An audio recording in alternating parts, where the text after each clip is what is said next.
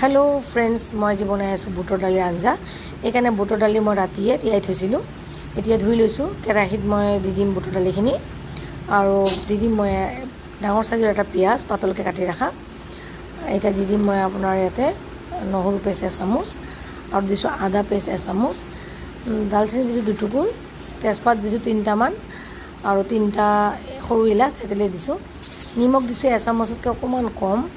আৰু দিছোঁ মই ইয়াতে ৰিফাইন অইল হাফ কাপ আৰু জালুক পাউডাৰ দিছোঁ হাফ স্পুন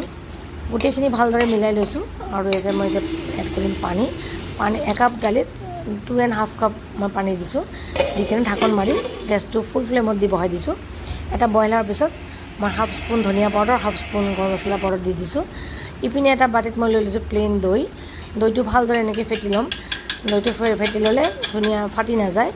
যেতিয়া দালিখিনি মানে ভালদৰে বইল আহিছে আৰু কালাৰটো চেঞ্জ হৈছে 80% মান দালিটো সিজি গৈছে তেতিয়া মই এতে এড কৰি দিম দৈটো ফ্ৰেন্ডস দৈ দিওতে অলৱেজ গেছটো কমাই দিব স্লো ফ্লেমত থব চেনি দিছোঁ এচামুচ গোটেইখিনি ভালদৰে লৰাই ঢাকন মাৰি বহাই দিছোঁ 10 মিনিটৰ কাৰণে